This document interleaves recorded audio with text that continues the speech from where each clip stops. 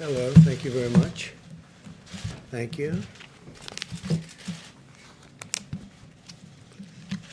Today, Johnson & Johnson announced that their vaccine candidate has reached the final stage of clinical trials. This is record time. This is the fourth vaccine candidate in the United States to reach the final stage of trials. So we have four candidates already at a very late date, late being a very positive word in this case. Earlier this year, Johnson & Johnson anticipated that they would reach phase 1 trials by September, but due to our support under Operation Warp Speed and to some of the incredible scientists involved, they've reached phase 3 trials by September, far ahead of schedule. We encourage Americans to enroll in the vaccine trial.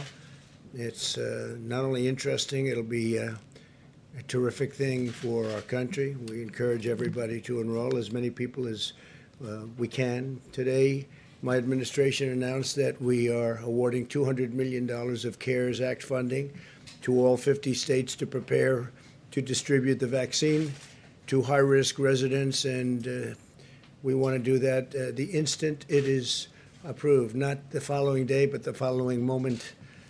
And so we're going to be doing that, and we'll be distributing, getting it ready, because we have some great vaccines going to be coming out through Operation Warp Speed.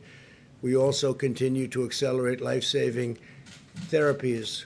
We're seeing promising results that are monoclonal antibody treatments, which help the immune system fight the virus and help very significantly, we're finding, can reduce hospitalizations now by more than 70%. By cutting red tape and unleashing America's medical genius, we've reduced the fatality rate 85% since April. For individuals under 50, they have a 99.98% rate of survival from the China virus. That's a number that's been really increasing substantially with time. As children go back to school, we're encouraged that early research shows only a small degree of spread. Brown University conducted a study of more than 550 schools across 46 states and found that only 0.076% of students had confirmed cases of the virus. That's a tiny percentage. And only 0.15% of teachers had confirmed cases. Patients coming to the emergency room due to the virus is down to only 1.6% of all emergency room visits, the lowest since the pandemic began. 1.6% emergency room visits. As far as protecting the vulnerable is concerned, we provided over $21 billion to our nursing homes, and we are really focused on the nursing homes, everybody, and including our governors. We have governors are working very closely with the task force and with the vice president and everybody involved. We've sent rapid testing devices to nearly 14,000 certified nursing homes in the country. This week, we're sending hundreds of thousands of additional rapid tests to nursing homes to ensure they can test staff regularly. And the staff now is being tested on a very, very powerful and on a regular basis, but very strongly at the finest level, the highest level, and the best tests. We're encouraged that the number of Americans getting the flu vaccine is increasing by roughly 50% compared to last year. It's substantially up. The flu, when it's mixed with COVID or China virus, is going to be very interesting to see what happens, but that can drive numbers, and we just don't know what that will be yet, but you'll have flu numbers and you'll have some COVID numbers. I think we're rounding the turn very much. You see what's happening in Europe, however. They have a very big spike. Countries that we thought were doing well aren't doing well. They had some very big spikes, a very big surge. Months ago, we increased our nation's procurement of the flu vaccine by 66%, and we ask Americans to go get their annual flu shot as early as possible. It's possible, I would imagine, Scott, that the flu can get mixed up with the virus, and people can think it's the virus when actually it's another flu season coming on. And I don't know. I hope they can keep them separate. Can they keep them separate? We hope so. I doubt they will. It's going to be a very interesting time. But we have a flu season coming up. We've had some flu seasons which are really massive over the years, over many years, and we have some that are much less so, but it's still significant. So I hope they can separate them because it's pretty close. In the past 4 months, we've created 10.6 million jobs. We cut unemployment rate nearly in half. The unemployment rate is cut nearly in half. Larry Kudlow is here. He'll be discussing that in a little while. Retail sales are up 121%. That's far above what we thought. Manufacturing is up 61%. That's also above our schedule, and our schedule was a heavy schedule. Automobile production is up sixfold. Home builders' sentiment is at the highest level in history. That's an amazing statement, Larry, the highest level in history. That means people are thinking good thoughts. Home sales are at the highest level in nearly 15 years. Small business optimism is higher than any time under the last administration, substantially higher. Small business optimism higher than at any time over the last, more than the last administration.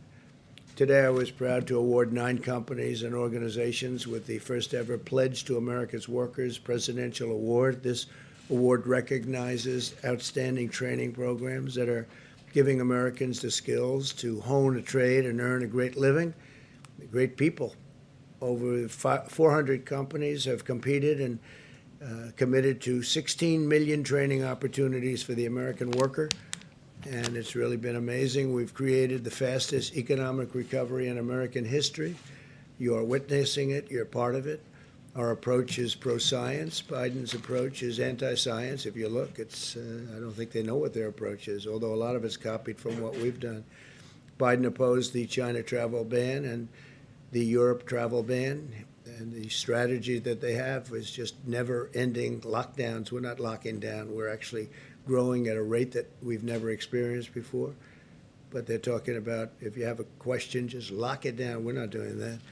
And you can't do that. Our plan will crush the virus. And actually, Biden's plan will crush America if you think about it. You can't lock down. Again, we're growing at levels that nobody's ever seen before. Our plan is unleashing a rapid recovery. Our opponent's plan would hurt America very badly, send us into a depression. And with all of that being said, we are going to be having a very exciting Saturday at 5 o'clock in the Rose Garden, where I'll be putting forth my nominee for Supreme Court Justice. And I think it will be a great nominee, a brilliant nominee. As you know, it's a woman. We brought it down to 5 women. It's time for a woman to be chosen with everything that's happened and with Justice Ginsburg's passing. We are going to go sometime tomorrow morning, as I understand it, to pay our respects, and we'll be over there, and I guess they probably put that announcement out, but that'll be done tomorrow morning. The Vice President was there today, and so if you have any questions, we'll take a few questions. Yeah. Go ahead. Right here? Mr. President, real quickly, win, lose, or draw in this election, will you commit here today for a peaceful transferal of power after the election? There has been rioting in Louisville, there's been rioting in many cities across this country, red and your so-called red and blue states. Will you commit to making sure that there is a peaceful transferal of power after the election? Well, we're going to have to see what happens. You know that I've been complaining very strongly about the ballots, and the ballots are a disaster. I understand that, but people are rioting. Do you commit to making sure that there's a peaceful transferal of power? We want to get rid of the ballots, and you'll have a very peaceful. There won't be a transfer, frankly. There'll be a continuation. The ballots are out of control. You know it. And you know who knows it better than anybody else? The Democrats know it better than anybody else. Go ahead. Mr. President, the second question is, will you... Please, go ahead. Why won't you asked the question. Why won't you go after the Russians? Say it. Mr. President, do you plan to meet with Barbara Lagoa at the White House? I cannot hear you through your mask. I'm sorry. Do you plan to meet with Barbara Lagoa in Washington, and is she still on your short list? She is on my list. I don't have a meeting planned, but she is on my list. Do you but I don't really talk about the meetings planned. I speak to people. I talk to people. but I don't have a meeting planned now. Do you have a response to the governor of Missouri testing positive for coronavirus? I didn't know that, no. Yeah. Yeah, Joe. Mr. President,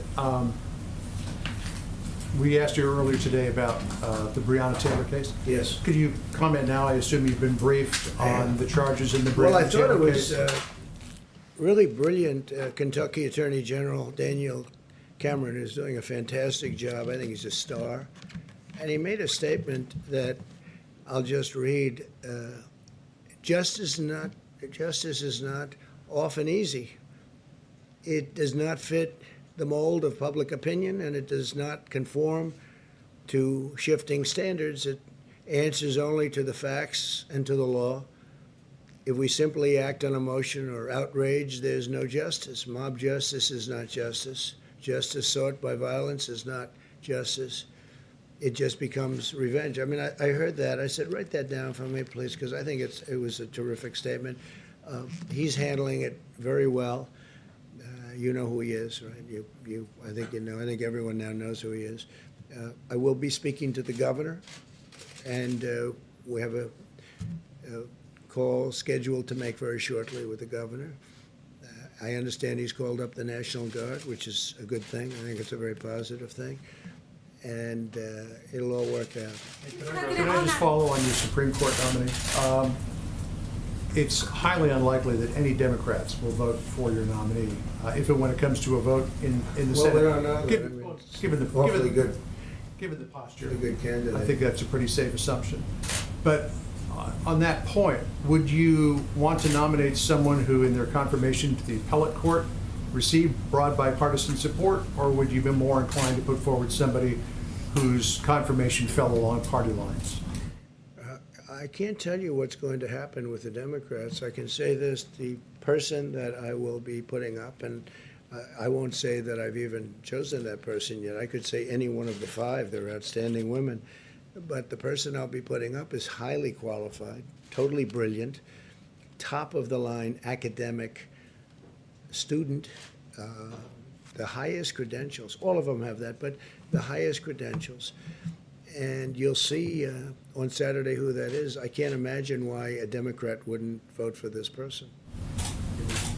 But you may be right. Mr. President. I'd bet on you. Mr. President. Probably bet on you. Yeah, please, go ahead. Thank you very much. No, not you. Right here. Thank you, Mr. Okay. President. Prince Harry and Meghan Markle chimed in on the U.S. election and essentially encouraged people to vote for Joe Biden. I want to get your reaction to that. I'm not a fan of hers. And I would say this, and she probably has heard that, but I wish a lot of luck to Harry, because he's going to need it. Yeah, please. Mr. President, the FDA is reportedly considering stricter guidelines for the emergency authorization of a COVID vaccine. Are you okay with that? Well, I tell you what, we're looking at that. That has to be approved by the White House. We may or may not approve it. That sounds like a political move, because when you have Pfizer, Johnson & Johnson, Moderna, these great companies coming up with the vaccines, and they've done testing and everything else, I'm saying, why would they have to be, adding great length to the process? We want to have people not get sick. The vaccine is very important. It's the final step. I believe it's going to be the final step. And no, we're looking at that, but I think that was a political move more than anything else. Follow up on that, sir. It's designed to improve trust in the vaccine. Do you think that's not needed? Well, I have tremendous trust in these massive companies that are so brilliantly organized in terms of what they've been doing with the tests. I mean, I don't know that a government as big as we are could do tests like this. We've made it possible for them to do the tests in rapid fashion. But when they come back and they say that we have something that works and absolutely works, and they're coming back with great numbers and statistics and tests and everything else that they have to come back with, I don't see any reason why it should be delayed further, because if they delay it a week or 2 weeks or 3 weeks, that's a lot of lives you're talking about. Scott, would you agree with that, or how do you feel about that? Please, go ahead. Yeah, thanks. Yeah, I mean, there is no, I think that people don't understand what's going on with Operation Warp Speed. It's unprecedented what's happened here. A typical vaccine takes roughly 4 years or so. And now we're going to have a vaccine highly likely in far less than 1 year, but without cutting any safety corners, because the president has done things concomitant to the development of the vaccine. That is, the manufacturing, the logistics, everything is being done at the same time, and that's never been done before. But there is zero cutting of safety concerns. There should be no hesitation about the safety. You shouldn't be punished by doing something faster than other people could have done or thought. It's the opposite. We have a pandemic. The urgency is the pandemic, not politics. Are you It amending? sounded to me, it sounded extremely political. Why would they do this when we come back with these great results? And I think you will have those Well, great when do you results. expect this Why would we be delaying it? But we're going to look at it. We're going to take a look at it, and ultimately the White House has to approve it. And maybe we will, and maybe we won't. But we'll be taking a look. Mr. President? I have to leave for an emergency phone call. I'm going to let Scott and Larry finish Mr. that. President, Larry's just going one to more talk question about. on Breonna Taylor, if I can. Mr. So I'll be back. I will see you tomorrow. Mr. A big President, day. again, just one more question on Excuse Breonna me. Taylor. We're at a Excuse me. time right now where Americans Who's the feel like caller? we are on Say this it. Who's the carousel. caller? I have a big Mr. call. President, A just very one more big question, if I can, on So, Breonna Taylor. People are protesting in the streets. What is your message to them? People feel like we are on this carousel where another black life is being So taken. here we have Dr. Scott Atlas and Larry Kudlow. I encourage you all to be respectful and show a little bit of decorum here as they take your questions. Dr. Atlas? Dr. Atlas? Please go ahead. Can you clarify for us your views on the impact of the virus spreading in the community? There's been some reporting that maybe you favor or have talked about or looked at some sort of herd immunity strategy. You said to Fox in July that when younger, healthier people get the disease, they don't have a problem with the disease. Low-risk groups getting the infection is not a problem. In fact, it's a positive. Can you say what you meant by that? Is that Sure. to indicate that Oh, sure. you're okay with it spreading sort of among younger folks who are less susceptible? No, I think I've answered this multiple times, but I have never advocated a herd immunity strategy. There has never been a desire to have cases spread through the community. That's a false story. I've denied that multiple times, and I just don't, that false story doesn't seem to die, but that's the fact. And the description of immunity coming when people get an infection is not something I'm inventing. But that has never been a policy that I have advocated. There has never been a policy recommendation to pursue that to the president, and that is not the president's policy. You had 60,000 cases yesterday. Do you have any sense, or does the task force have any sense of what is driving that? That's the highest level in 6 weeks. Why are we still seeing cases at this level?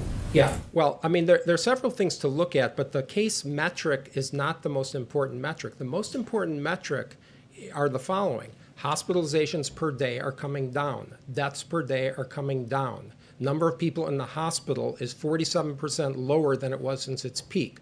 The number of people sick with COVID illness coming to the emergency room is 1.6%, as the president said, the lowest number since the pandemic began. All of these trends are positive. The cases per se are defined by tests.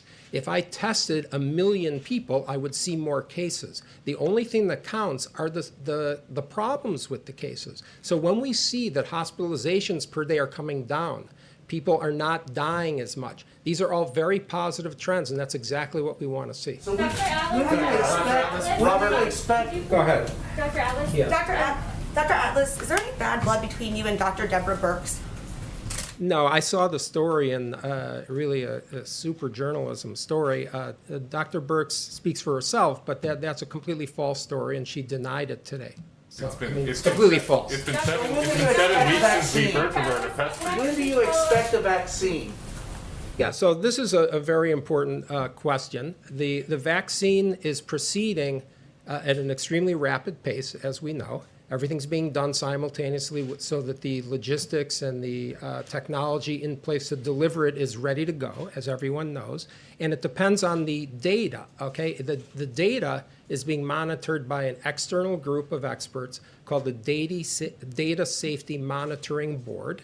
And when we have enough cases, when they see enough cases, that have shown a statistically significant difference. They will tell the company, and then the company will say, look at it and say, yes, we have it, and we think that has a good chance of happening in October. It's kind of just a quick follow. You did say that last week in this room, pretty much the same thing, but you said it could be. It's the truth, that's why. Well, I understand, but I want to clear it up because you said it could be as late as January, it could be after the election, that there's no clear-cut time, and that's what I want to make sure that you're saying. This that is the now. current thinking that I have been told. I'm not in charge of the vaccine development. I'm relaying information. And what I've been told is exactly what I said, and there will be 100 million plus doses available by the end of this year. It is highly likely we will have a vaccine before the end of the year, and it is also likely that we will say the data is good, we have the vaccine, and then it will be submitted, of course, for approval and authorization sometime in October, but it depends on the data. No one can really say with certainty when it's coming. That's just impossible. I don't see the data until the data happens.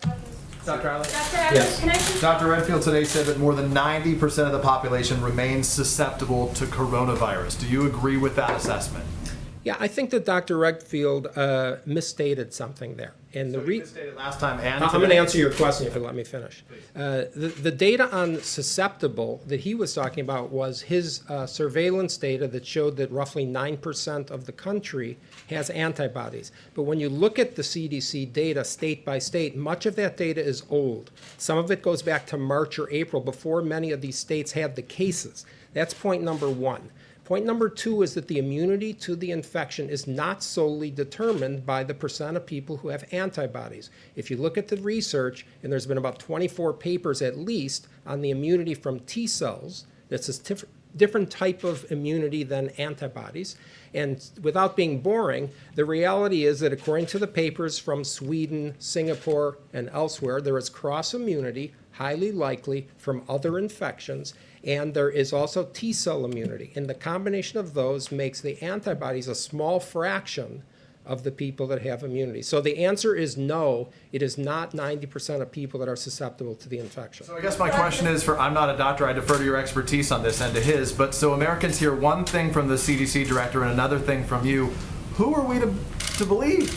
You're supposed to believe the science, and I'm telling you the science. So he's not telling us science. I'm telling you the science, and that's the answer. And if you want to look up all the data, you're free to. You can also talk to the following epidemiologists. I guess why is he still going out before Congress and speaking if you say he's misstated today and the president said he misstated last time? Americans are looking for the best information right now. Yeah, and I'm giving you the best information, and it's confirmed by people like Martin Kulldorff, who's a Harvard epidemiologist at Harvard Medical School. Let me finish, please. Jay Bhattacharya and Johnny Anides, both epidemiologists at Stanford.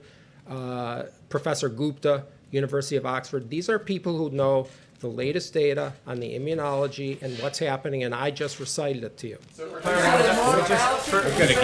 going to give Scott a little time off. I'm just going to give Scott a little time off. I want to reinforce some of the things that President Trump said about the economy, because that's very much a key part of the story.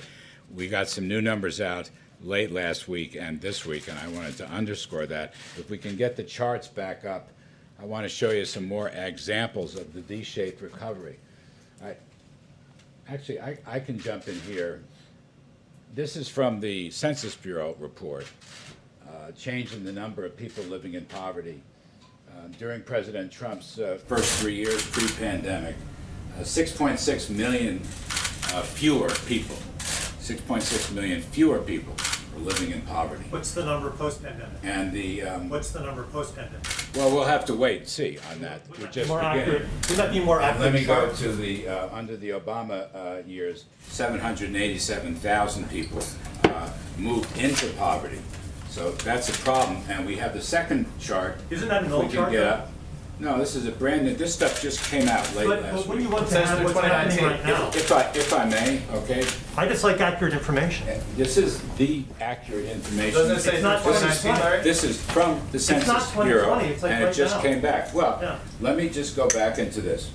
3 years in the President Trump's presidency under his policies, real family income, this is probably the best measure of living standards there is, real median household income grew by over $6,000.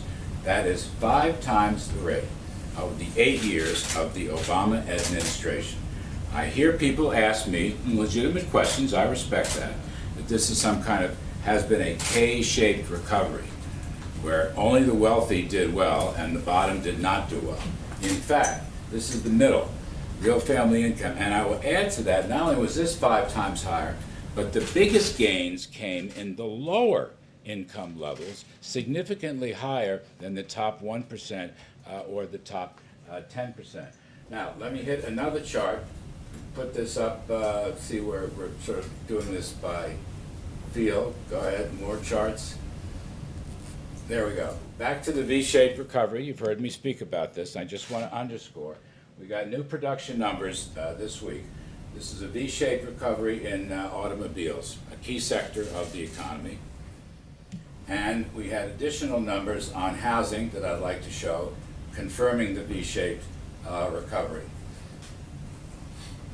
Housing, there we go. We're at an all-time high in home builders' sentiment. All right, it's a very important leading indicator. A clear V-shaped recovery, and if anything, it's strengthening. And finally, I think the last chart is on existing home sales. Here it is, their highest reading in 14 years. So I just want to say we have more work to do with respect to the recovery and return to economic health. We have more work to do. There is still hardship and there is still heartbreak. But the numbers coming in. Do you know how many Americans are living in poverty right now, today? Actually, that won't be that won't be reported. I can only wait until the Census Bureau. I don't know if you cover this beat or not. A number of Americans living in poverty right now. Do you happen to know that answer? No. Because we're getting you don't know. I will wait. You're an economic advisor and you don't know that. Right. If you'll just stop nitpicking and let me explain to you. I don't want a These history lesson. numbers. I want to know what's happening Well, you today. should have a history lesson too. It will help you understand. But I'm going to say to you, these are Census Bureau numbers, the most accurate, comprehensive. They are not out yet. So I'm giving you the ones that were released late last week. They're the most up-to-date numbers. And under the president's policies of lower taxes and regulations and energy independence and better trade deals, we've had a phenomenal increase in living standards, 5 times what the prior administration had for 8 years, and we're proud of that. And this is a topic that will come up again and again. The second point I want to make is while living standards went up, poverty went down and inequality went down. So the notion that under President Trump only the top end benefited is simply not true. These are facts from the Census Bureau, and they are backed up by many other facts that we've talked about as I've discussed with those of you. And then finally, the V-shaped recovery. We've got more work to do on unemployment and employment, no question about that. I think this is a self-sustaining recovery, as I've said. We would welcome some additional assistance in targeted areas, particularly getting back to school and working on COVID-related safety precautions and health precautions. We'd love to see an extension of the small business loans, the PPP program. But the recovery itself continues to move ahead nicely. We're in the right direction, and this is no time to change policies. Yes, ma'am. Go ahead, please. Could you comment on a pending stock deal that's going to be taking place, an IPO in the Hong Kong Stock Exchange? It's Ant Technology Group. They could raise as much as $40 billion, potentially the largest IPO in history. There have been a lot of national security concerns, a lot of human rights concerns about the technology used potentially to suppress the Uyghur people. What is the administration's position on the Ant Technology Group IPO? I'm going to reserve comment on the deal itself, but I will add to your question, we are examining all these deals and publicly held companies, China-based companies, that may list on our exchanges. We are examining them with respect to transparency, possible fraudulent accounting. This comes from a financial working group report. And we've given them 1 year to shape up and get their books in order, including their backdrop books, their supporting papers, to prove to the Public Accounting Board and the SEC that they are safe for American investors. I'll withhold comment on that particular deal. Yes, yes. Today in California, the governor issued an executive order designed to move the state to the point where there will be no gas-powered vehicles sold by 2035. What do you make of this move that's taking place in California? Do you expect it to spread around the country, and what are the economic ramifications? I don't expect it to spread. With respect to Governor Newsom, whom I know, it just seems like a very extreme position. I don't know how you get there. I'll have a look at the proposal if there's more detail, meat on the bones. I don't see this happening elsewhere. I don't think we should be taking any steps to get rid of fossil fuels, for example. And by the way, there should be consumer choice for all automobiles, and that includes electric automobiles. But I'd have to look at the governor's proposal. It just sounds very extreme to me. I don't know how you do it. Yes. Larry, do you think that the fight now over the Supreme Court nominee is going to have a major impact on the possibility to get PPP extended? And what impact will that have on the economy if, for example, aid for airlines does not get extended in October? You know, it doesn't have to interfere. I mean, you can walk and chew gum at the same time. They operate on different lanes legislatively. So I guess that's my take. We would like very much to help the airlines. We've told them that. You can't run a healthy economy without the airline channel. And we'll see what has to be done there with respect to possible legislation or even possibly with respect to executive administrative action. We will take a look on that. Again, you've heard me say, I don't think this recovery right now is dependent on an additional assistance package. But there are a number of targeted areas in that package, including airlines, most particularly small business loans and getting back to school, that I think would be a big help. And I just don't see, if you can have agreement on 4, 5, or 6 measures, which is what's been happening, even though you don't get the whole deal, why not do it? It'll help Americans move ahead in terms of the recovery. Last one. Yes, do you think that we need another broad stimulus package, or do you think? Do I think there's what? Do you think the U.S. needs another broad stimulus package, or do you favor sort of a la carte type measures like on airlines, for instance? Yeah, I think I would say to you, sensible, efficient, targeted measures might be very helpful. I don't think we need another gigantic multi-trillion-dollar package. And as I say, you know, the latest numbers coming in are looking very good. The V-shaped recovery. I mean, the Atlanta Fed GDP Now model is showing over 30% growth in the third quarter. The blue chip forecasters are well over 20%. Our view has been 20% plus. We'll see. We'll get that number in due course. I'm just saying, let's be smart about some of these assistance measures. Thank you. Do anything about that kneecap thing? Kaylee, has the president spoken to the family of Breonna Taylor?